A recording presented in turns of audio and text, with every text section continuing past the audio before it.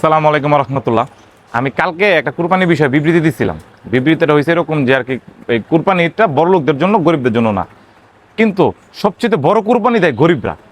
এরকমভাবে জানেন, আমার মতে দুনিয়ার সবচেয়ে বড় কুরবানি দেয় গরিবরা, তারপরে প্রবাসী ভাইরা যারা বিদেশ করে, তারপরে আমাদের কিছু মধ্যবিত্ত লোকেরা, এরা সবচেয়ে বড় কুরবানি দেয়। যেরকম দেন কুরবানিতে গরিব এবং মধ্যবিত্ত এবং বিদেশিদের কোনো কাজ নাই। সকালবেলা উঠবো, নামাজ পড়তে যাবো, নামাজ পড়তে এসে বাসায় শুয়ে থাকবো, রাস্তায় নামতে পারবো না, কিংবা রাস্তায় গেলে নিজের কাছে একটা লাগে। যেমন এক বন্ধুর বাসায় গেলে কিংবা ওর কাছে গেলে মনে করে যে আইসে গোস্তের লিগা, কোপায় কাবায়, হ্যাঁ ধর এটা করে, মানে এমন ট্রিট করে লাগে কি বাসা চাকর বাকর, কিংবা মানে মানুষ একটু হেও করা হয় আমার মতে। আমি এমনও দেখছি আমি আমার দ্বারাই বুঝাই যে কুরবানির ঈদ গেছে, এরকম পরিবার আছে যে দুঃখে ঘরের থেকে বাইরে নেই, দিনের 2টা 3টা তৈরি ঘরের থেকে বাইরে নেই, বিকালবেলা বাইরে হয়েছে, কেননা লজ্জায় দেখা গেছে মায়ের বাসায় কুরবানি করছে, লেগে গেছে, পোলায় ঘর আটকে কান্না করছে, যাহারে টাকা পয়সা নাই, কিন্তু আমি এটা কুরবানি দিতে পারলাম না, আমার মা অমুকের কাছে চায়, অমুকের কাছে চায়। এরকম দুনিয়াতে অনেক নজিরবিহীন কাহিনী আছে। তারপরে প্রবাসী ভাইরা দেশে টাকা টোকা পাঠায়, দেশে কুরবানি হয় না, কিন্তু এর মুখে এক টাকা গোছ ওঠে না। তো প্রবাসীরা ভাইরা দেয় দুনিয়াতে সবচেয়ে দ্বিতীয় সর্বোচ্চ বড় কুরবানি। আর সবচেয়ে বড় কুরবানি দিচ্ছে গরিবরা।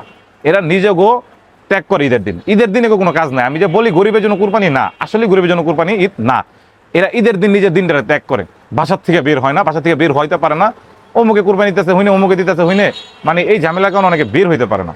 তো এটা আল্লাহ রসুল রে মাইন্না আমি বলতেছি যে ঠিক আছে, কুরবানিটা আমাদের উৎসবের দিন, কিন্তু এটা যদি বড় লোকরা মানে গরিব আপন মনে করে কাছে নিত, আপন ভালোবাসা দিয়ে কাছে নিত, তাহলে হয়তো এটা গরিবের জন্য এরকম হইতো না। কিন্তু বড় লোকরা গরিবদেরকে সবসময় নিন্দায়। একটা বড় লোক মনে করে কি, একটা গরিব আইসে মানে আমার কাছে টাকা চাইবো, নাহলে আমার কাছে গোছ চাইবো, নাহলে আমার কাছে সাহায্য চাইবো। মানে গরিব দেখলে বড় লোকরা মনে করে কি কিছু না কিছু চাইতে হয় বস্তু।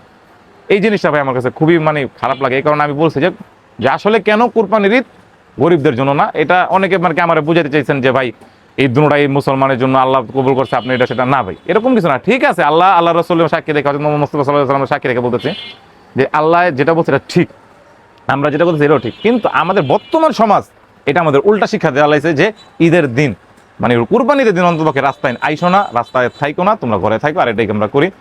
তারপরে সবাইকে জানাই ঈদ মোবারক, সবাই ভালো থাকেন, সুস্থ থাকেন, আর নলি বাবার সাথে থাকেন। যদি আমার ভিডিওটা ভালো লাগে তাহলে লাইক, কমেন্ট এবং একটু শেয়ার দিয়ে দিন, যাতে আপনার একটা বন্ধু দেখতে পারে। আর আপনার যেই বন্ধুরা আপনাগুলো এরকম করতে চায়, কিন্তু আপনারা, আমরা কিন্তু বুঝি কোন বন্ধুরা আমার সাথে কি ব্যবহার করতে চায়, কোন বন্ধুরা আমার আইলে খুশি হয়, কোন বন্ধুরা বেজার হয়, এদেরকে মেনশন দিয়ে দিন, লাগলে নাহলে ভিডিও শেয়ার দিয়ে দিন আপনার আইডি থেকে। ভাইয়া আসসালামু আলাইকুম রহমতুল্লাহ।